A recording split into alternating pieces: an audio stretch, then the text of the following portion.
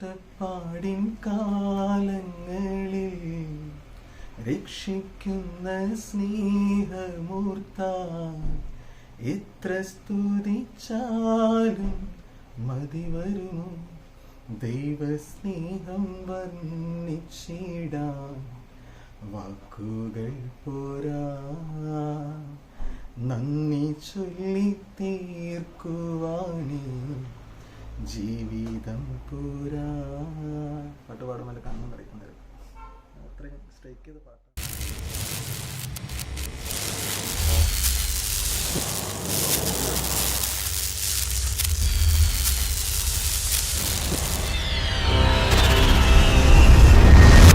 ആത്മീയ നിറവിലാണ് ഡോൺ പാടുന്നത്. ഓരോ പാട്ടും ഹൃദയവിശുദ്ധിയുടേതാണ്. ദൈവസ്നേഹം വർണ്ണിച്ചിടാൻ വാക്കുകൾ പോരാ എന്നുള്ള ഗീതമാണ് ഡോണിന് ഏറെ ഇഷ്ടം. ഇന്ന് നമ്മോടൊപ്പമുള്ള അതിഥി ഡോൺ ജെ തെക്കൻ. നമസ്കാരം. അങ്ങയുടെ പാട്ടുകൾ കേൾക്കുമ്പോൾ ആത്മീയമായ വലിയൊരു ചൈതന്യമാണ്. എത്ര നാളായി ഈ പാട്ടിൻ്റെ വഴിത്താരയിലൂടെ നടക്കാൻ തുടങ്ങിയിട്ട്? ഞാൻ ഇപ്പോൾ 12 വർഷത്തോളമായി. +2 കഴിഞ്ഞപ്പോൾ മുതൽ ചർച്ച് കൊയറിൽ ആരംഭിച്ചതാണ് ഞാൻ. അതിനുശേഷം എനിക്ക് ദൈവസ്നേഹം അറിഞ്ഞു കഴിഞ്ഞപ്പോൾ ഞാൻ പതുക്കെ ധ്യാനം പോലുള്ള കാര്യങ്ങളിൽ പാടാൻ തുടങ്ങി. അവിടെ നിന്ന് പതുക്കെ എന്നെ ദൈവം ഉയർത്തിക്കൊണ്ടുവന്നു. വിശ്വസിക്കുന്നു പൂർണ്ണമായിട്ടും ദൈവം ഉയർത്തിക്കൊണ്ടുവന്നത് തന്നെയാണ്. കാരണം കീബോർഡ് പഠിച്ചിട്ടില്ലാത്ത ഞാൻ അത്യാവശ്യം വലിയ കുഴപ്പമില്ലാത്ത രീതിയിൽ കീബോർഡ് വായിക്കും. പിന്നെ കുറച്ച് പാട്ടുകൾ എഴുതും, പാടും. അവരോട് പാടിച്ചിട്ടുണ്ട്. ദൈവാനുഗ്രഹം ശരിക്കും ഉണ്ട്. അതാണ് അങ്ങനെ കഴിഞ്ഞു പോയത്. ഞാൻ എൻ്റെ ജീവിതം ദൈവത്തിന് കൊടുത്തു കഴിഞ്ഞപ്പോൾ ദൈവം ഉയർത്താൻ തുടങ്ങി. തീർച്ചയായിട്ടും. അപ്പോൾ ഈ കഴിഞ്ഞ കുറേ നാളുകളായിട്ട് തന്നെ ഡോണിങ്ങനെ ദൈവാശ്രയ ബോധത്തോട് കൂടിയിട്ട് ഇങ്ങനെ ചർച്ച് കൊയറിൽ മാത്രമല്ല, ഇങ്ങനെ ധ്യാന വേദികളിലെല്ലാം മറ്റുള്ളവരുടെ മനസ്സിൽ ആത്മീയ ചൈതന്യം ഉണ്ടാക്കാനുള്ള പാട്ടുകൾ പാടുന്നു. മാത്രമല്ല, ഒരു പാട്ടുകാരൻ എന്നതിനപ്പുറം ഡോണിനെ മനസ്സിലാക്കുമ്പോൾ ഡോൺ പാട്ട് എഴുതാറുണ്ട്, പാട്ട് ചിട്ടപ്പെടുത്താറുണ്ട്, അതോടൊപ്പം തന്നെ ഓർക്കസ്ട്രേഷനും ചെയ്യാറുണ്ട്. ഇതൊക്കെ തനിയെ പഠിച്ചു? ഇതെല്ലാം തനിയെ പഠിച്ചതാണ്. ഞാൻ പറഞ്ഞില്ലേ, ഞാൻ തമ്പുരാന് കൊടുത്തു കഴിഞ്ഞപ്പോൾ തമ്പുരാൻ എനിക്ക് തന്ന കൃപകളാണ്. ഞാൻ എഴുതി തുടങ്ങിയത് ഈ കൊറോണ സമയത്താണ്. എഴുതി വെച്ചിട്ടുണ്ടായിരുന്നു പാട്ടുകൾ എഴുതി കമ്പോസ് ചെയ്യാൻ തുടങ്ങിയത് ഈ കൊറോണ സമയത്താണ്. അങ്ങനെ ഒരു കൃപ തമ്പുരാൻ തന്നിട്ടുണ്ട് എന്ന് എനിക്ക് അന്ന് മനസ്സിലാക്കാൻ പറ്റി. അപ്പോൾ അന്ന് മുതൽ ഞാൻ പതുക്കെ കമ്പോസിങ് തുടങ്ങി. അതിനുശേഷം ഞാനിപ്പോൾ ഒരു 6ഓളം പാട്ട് ചെയ്തിട്ടുണ്ട്, കമ്പോസിങ് ചെയ്തിട്ടുണ്ട്. അല്ലാതെ എഴുതി വെച്ചിട്ടുണ്ട്, ട്യൂൺ ചെയ്ത് വെച്ചിട്ടുണ്ട് ഒരുപാട് പാട്ടുകൾ. ഇറക്കിയിരിക്കുന്നത് ഒരു 6ഓളം പാട്ടൊക്കെ ചെയ്ത് ഇറക്കിയിട്ടുണ്ട്. ഒരു റീസെൻ്റ്ലി ഒരു ക്രിസ്മസ് പാട്ടടക്കം ചെയ്തിട്ടുണ്ട്. ആ പാട്ടൊന്ന് മൂളാം. ക്രിസ്മസ് പാട്ടാണോ? ക്രിസ്മസ് പാട്ട് ചെയ്തേക്കുന്നത് എങ്ങനെയാണ്? മഞ്ഞു പെയ്യുന്ന രാവിൽ കുഞ്ഞു പുൽക്കൂടിനുള്ളിൽ രാജരാജൻ പിറന്നു മഞ്ഞിൽ മാനവനായി മാലാഖമാർ പാടി സ്വർഗ സംഗീതം അത്യുന്നതങ്ങളിൽ ദൈവമഹത്വം ഈ ഭൂമിയിൽ മാനവർക്ക് ശാന്തിയും 3 രാജാക്കന്മാർ അന്ന താരകം നോക്കി വന്നു കണ്ണു ചിമ്മാതെ നിന്ന പൈതലെ ഹൃദയത്തിൽ ആരാധിച്ചു മാലാഖമാർ പാടി സ്വർഗ സംഗീതം അത്യുന്നതങ്ങളിൽ ദൈവമഹത്വം ഈ ഭൂമിയിൽ മാനവർക്കു ശാന്തി. അങ്ങനെ ചെയ്തു വെച്ചേക്കുന്നത്. അതായത് ഡിസംബറിൽ നമുക്കറിയാം യേശുവിൻ്റെ തിരുപ്പിറവിയുമായിട്ട് ബന്ധപ്പെട്ടിട്ട് ധാരാളം ഗാനങ്ങൾ ഉണ്ടാകുന്നുണ്ടെങ്കിലും വളരെ സൗമ്യമധുരമായ ഒരു ഗാനമായിട്ട് ഇത് അനുഭവപ്പെട്ടു. ഈ ധ്യാനവേദികളിലൊക്കെ പറയുമ്പോൾ ധ്യാനവേദികളിൽ വല്ലാത്തൊരു ചൈതന്യമാണ് നമ്മൾ മറ്റുള്ളവർക്ക് പാട്ടിലൂടെ പകർന്നു കൊടുക്കേണ്ടത്. അപ്പോൾ അങ്ങനെയുള്ള ചൈതന്യവത്തായിട്ടുള്ളൊരു പാട്ടൊന്ന് ഉള്ളതാണ്. തീർച്ചയായിട്ടും. ഞാൻ ചെയ്തു വെച്ചേക്കുന്ന ഒരു പാട്ട് തന്നെ ഞാൻ പാടാം, കുഴപ്പമില്ല. ഞാൻ പാടാറുണ്ട് ധ്യാനങ്ങൾക്കത്. കമ്പോസ് ചെയ്ത് വെച്ചിരുന്നതാണ്. അങ്ങനെയാണ്. പരിശുദ്ധാത്മാവേ കൃപയേകും മഴയായി നീ പെയ്തിറങ്ങണമേ. പരിശുദ്ധാത്മാവേ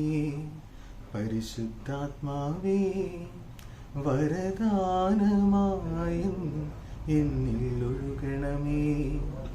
പാവനരൂപിയമാത്മാവേ പരിശുദ്ധാത്മാവേ, അഭിഷേകത്തിൻ വെൺപ്രാവായി നീ എന്നിൽ നിറയണമേ, എൻ ഹൃത്തിൽ ഒഴുകണമേ. സെറാഫുകളിൽ ഒന്ന് യേശയ്യാവിൽ അഗ്നി നിറച്ച പോലെ എന്നിൽ നിറയ്ക്കണമേ. സെറാഫുകളിൽ ഒന്ന് യേശയ്യാവിൽ അഗ്നി നിറച്ച പോലെ എന്നിൽ നിറയ്ക്കണമേ. ആത്മാവിൽ തീക്കനലേ പരിശുദ്ധാത്മാവേ, പരിശുദ്ധാത്മാവേ, കൃപയേകും മഴയായി പെയ്തിറങ്ങണമേ. ഞാനത് എഴുതി വെച്ചേക്കുന്ന പാട്ടാണ്, ചെയ്ത് വെച്ചേക്കുന്ന പാട്ടാണ്, കമ്പോസിങ് കഴിഞ്ഞ് ഇരിക്കുന്ന പാട്ടാണ്. ബാല്യം കൗമാരവും ഒക്കെ എവിടെയായിരുന്നു? ഞാൻ മേലൂരാണ്, മേലൂർ തന്നെയാണ് എൻ്റെ സ്വന്തം സ്ഥലം. തൃശ്ശൂർ ജില്ല. തൃശ്ശൂർ ജില്ലയാണ്. തൃശ്ശൂർ ജില്ലയ്ക്കടുത്ത് മേലൂരാണ്. ഞാൻ +2 കഴിഞ്ഞപ്പിന്നെയാണ് ഈ +2 വരെ നോർമലി ഒരു മൂളിപ്പാട്ട് പോലും പാടൂലായിരുന്നു. അത് കഴിഞ്ഞപ്പോഴാണ് ചെറുതായിട്ടൊക്കെ ഒന്ന് പാടി തുടങ്ങി. അപ്പോൾ +2 കഴിഞ്ഞപ്പോൾ ഞാൻ അവിടുത്തെ എൻ്റെ അച്ഛൻ, അവിടുത്തെ കൊച്ചച്ഛൻ, പള്ളിയിലെ കൊച്ചച്ഛൻ ഭയങ്കര ഭയങ്കര കമ്പനിയായിരുന്നു. അപ്പോൾ അച്ഛൻ്റെ അടുത്ത് ഞാൻ ചോദിച്ചു, അച്ഛൻ ഞാനിങ്ങനെ കൊയറിൽ പാടിക്കോട്ടെ എന്ന് ചോദിച്ചു. അപ്പോൾ അച്ഛൻ പറഞ്ഞ് പാടിക്കോളാൻ പറഞ്ഞു. അന്ന് മുതലാണ് ഞാൻ ഈ പാട്ടിൻ്റെ ഈ ഒരു വഴിയിലേക്ക് കടന്നു പോയത്. അങ്ങനെ മ്യൂസിക് പഠിച്ചിട്ടില്ല? ഇല്ല, ഞാൻ മ്യൂസിക്കൊന്നും പഠിച്ചിട്ടില്ല. ഞാൻ കീബോർഡോ കാര്യങ്ങളൊന്നും പഠിച്ചിട്ടില്ല. മ്യൂസിക്കിൻ്റെതായിട്ടുള്ള ABCD എനിക്കറിയില്ല. പക്ഷേ അപ്പോൾ ഇങ്ങനെ ഒരു സിദ്ധിവൈഭവം ഒളിച്ചിരിക്കുന്നു എന്ന് മനസ്സിലാക്കിയത് ഈ +2 ശേഷം? +2 ശേഷമാണ്.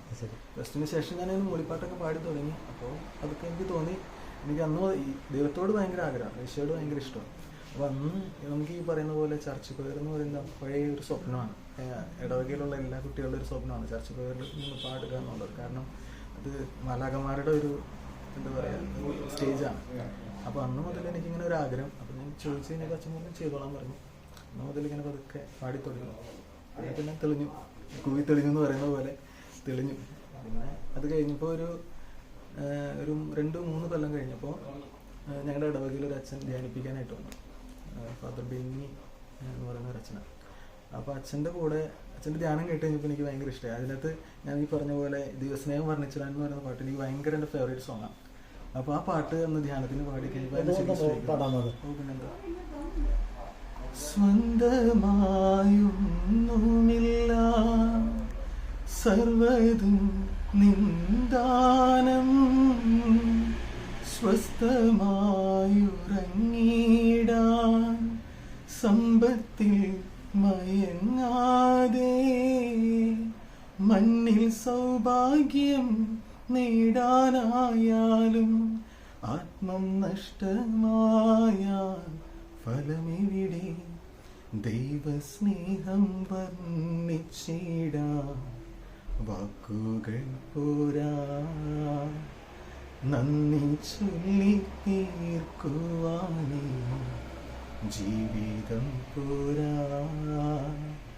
കഷ്ടപ്പാടിൻ കാലങ്ങളിൽ രക്ഷിക്കുന്ന സ്നേഹമൂർത്താൻ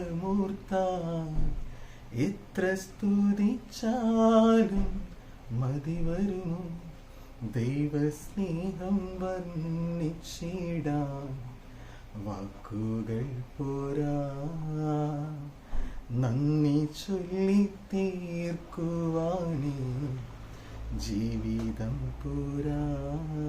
പാട്ട് പാടുമ്പോൾ കണ്ണും നിറയ്ക്കുന്നതായിരുന്നു. അത്രയും സ്ട്രൈക്ക് ചെയ്ത പാട്ടാണ്. തീർച്ചയായിട്ടും. അപ്പോൾ ആ പാട്ട് പാടി കഴിഞ്ഞപ്പോഴാണ് എനിക്കത് ശരിക്കും ഉള്ളിൽ കൊണ്ടു. അന്ന് ഞാനപ്പോൾ ധ്യാനം കഴിയുന്നതിന് മുന്നേ അച്ഛൻ്റെ അടുത്ത് ചോദിച്ചു, അച്ഛൻ ഞാൻ അച്ഛൻ്റെ കൂടെ ശുശ്രൂഷ ചെയ്തോട്ടെ എന്ന് ചോദിച്ചു. അപ്പോൾ അച്ഛൻ പറഞ്ഞു പോരെ എന്ന് പറഞ്ഞു. അച്ഛൻ്റെ ധ്യാന കേന്ദ്രത്തിൽ ചെന്നു. ഒരു ആലുവയിലാണ്, ആലുവ ജീവസ് എന്ന് പറയുന്ന ധ്യാന കേന്ദ്രം. ഞാൻ അവിടെ ആരംഭിച്ചത്. അപ്പോൾ അവിടെ വെച്ച് അച്ഛൻ ഇങ്ങനെ ധ്യാനത്തിന് പാടുന്ന സമയത്ത് എൻ്റെ അടുത്ത് കൂടെ നിന്ന്, അവരുടെ കൂടെ നിന്ന് പാടിക്കോളാൻ പറഞ്ഞു. അച്ഛൻ അവിടെ കൂടെ നിന്ന് പാടി. അതിനുശേഷം ഒരിക്കൽ അവിടുത്തെ പാട്ടുകാരൻ ഇല്ലാതായി കഴിഞ്ഞപ്പോൾ തന്നെ കയറിക്കോളാൻ പറഞ്ഞു. അന്നൊന്നും എനിക്ക് അത്രയും എക്സ്പീരിയൻസ്ഡ് അല്ല, ഞാൻ കീബോർഡ് വായിച്ച് പഠിച്ചിട്ട് പോലും. പക്ഷേ ഞാൻ എന്തോ ദൈവാനുഗ്രഹത്താൽ അതന്ന് അച്ഛന് ഇഷ്ടപ്പെട്ടു, അതൊരു അനുഭവമായി. അത് കഴിഞ്ഞപ്പോൾ പിന്നെ അച്ഛൻ എന്നോട് അവിടെ തന്നെ തുടർന്ന് ചെയ്തോളാൻ പറഞ്ഞു. അത് കഴിഞ്ഞപ്പോൾ പിന്നെ പുറത്ത് ഈ ധ്യാനം കണ്ട് അച്ഛൻ്റെ കൂടെ പോയി കുട്ടികളുടെ ധ്യാനമൊക്കെ ചെയ്യാറുണ്ട് അച്ഛൻ. അപ്പോൾ കുട്ടികളുടെ ചെയ്ത് പഠിച്ച് ഞാൻ ആ ഒരു സ്റ്റൈല് ഉണ്ടെന്ന് മനസ്സിലാക്കി കഴിഞ്ഞപ്പോൾ മറ്റുള്ളവരെ വിളിക്കാൻ തുടങ്ങി. പിന്നെ അതിങ്ങനെ ഇപ്പം എത്ര ധ്യാന ഗുരുക്കളുമായിട്ട് ബന്ധപ്പെട്ടിട്ട് ഇങ്ങനെ ധ്യാനം ഒത്തിരി പേരായിട്ട് ഇത് ഇങ്ങനെ സ്ഥിരമായിട്ട് പോകുന്നവരുണ്ട്, അല്ലാതെ വിളിക്കുന്നവരുണ്ട്, നമുക്ക് കോണ്ടാക്ട് ചെയ്ത് കിട്ടിയിട്ട് വിളിക്കുന്നവരുണ്ട്. ഈ ധ്യാനം എല്ലാം കഴിച്ച് കഴിയുമ്പോഴേക്കും നമുക്ക് ഒരു ആത്മീയമായിട്ട് തീർച്ചയായിട്ടും ആത്മീയമായിട്ട് ഭയങ്കര സ്ട്രെങ്ത്താണ് നമുക്ക് ഒരു പ്രയറിൽ നിൽക്കാനായിട്ട്. അല്ല, അത് ഞാൻ ദൈവത്തിന് വിട്ടുകൊടുത്ത് കഴിഞ്ഞപ്പോൾ തുടങ്ങി ദൈവം എൻ്റെ ജീവിതത്തിന് അനുഗ്രഹിക്കാൻ തുടങ്ങിയിട്ടുണ്ട്. അതെനിക്ക് നന്നായിട്ട് ഫീൽ ചെയ്തിട്ടുണ്ട്. അതുകൊണ്ട് തന്നെയാണ് ഞാൻ പഠിച്ചേക്കുന്ന ആർക്കിടെക്ചർ ഡിസൈനിങ് ആണ്, ഇന്റീരിയർ ഡിസൈനിങ് ആണ്. ജോലി ചെയ്തുകൊണ്ടിരുന്നതാണ്. ഞാൻ 1 കൊല്ലത്തോളം ജോലി ചെയ്തു. പക്ഷേ എനിക്ക് അവിടെ നിൽക്കുമ്പോൾ ഈ ശുശ്രൂഷയിൽ നിൽക്കുന്ന ഒരു സംതൃപ്തി കിട്ടുന്നില്ല. അപ്പോൾ ഞാനതൊക്കെ ഉപേക്ഷിച്ച് ഞാൻ വീണ്ടും തിരിച്ചില്ല. വീട്ടുവിശേഷങ്ങൾ വീട്ടിൽ ഭാര്യ, അപ്പച്ചനമ്മ, അനിയൻ ഉണ്ട്. എല്ലാവരും സുഖമായിട്ടിരിക്കുന്നു, നന്നായി പോകുന്നു. ഞാൻ വിവാഹം ചെയ്തിരിക്കുന്നത് ഇടുക്കിയിൽ നിന്നാണ്. ഇടുക്കി വണ്ടിപ്പെരിയാറിൽ നിന്നാണ്. അതും ഈ പറഞ്ഞ പോലെ എനിക്ക് കല്യാണം നടക്കില്ല, ഞാൻ ഈ ശുശ്രൂഷയുമായിട്ട് നടന്നു കഴിഞ്ഞാൽ കല്യാണം നടക്കില്ല എന്ന് എൻ്റെ അടുത്ത് ഒത്തിരി പറഞ്ഞു. പക്ഷെ ദൈവമായിട്ട് തന്നെ എനിക്ക് എൻ്റെ ശുശ്രൂഷ കണ്ട് ഞാൻ ശുശ്രൂഷയാണ് ചെയ്യുന്നത്, ധ്യാനങ്ങൾക്ക് പാടുകയാണെന്നുള്ള അറിവിൽ തന്നെ ഫാമിലി വന്നു, വിവാഹം നടന്ന. അതൊക്കെ ഒരു ദൈവത്തിൻ്റെ ഒരു വലിയ കരുതലായിട്ട് ഞാൻ കാണുന്നു. ടാഗോറിൻ്റെ ഒരു വരികൾ എങ്ങനെയാണ്? നിബദ്ധനിഹ ഞാൻ നിൻഗാനത്തിൽ നിരന്തമാകിയ വലയിൽ. ഈശോയുടെ മുന്നിൽ നിന്ന് ഡോൺ ജെ തെക്കനും പ്രാർത്ഥിക്കുന്നത് എങ്ങനെയാണ്? ഈശോയെ, നിന്റെ പാട്ടിൻ്റെ വരിയിൽ ഞാൻ കുരുക്കപ്പെട്ട് കഴിഞ്ഞു, ആത്മീയമായ ചൈതന്യം എന്നിൽ നിറയ്ക്കണമേ എന്നാണ് പ്രാർത്ഥന. സാംസ്കാരികത്തിൽ പുലർത്തിയതിന് ഒരുപാട്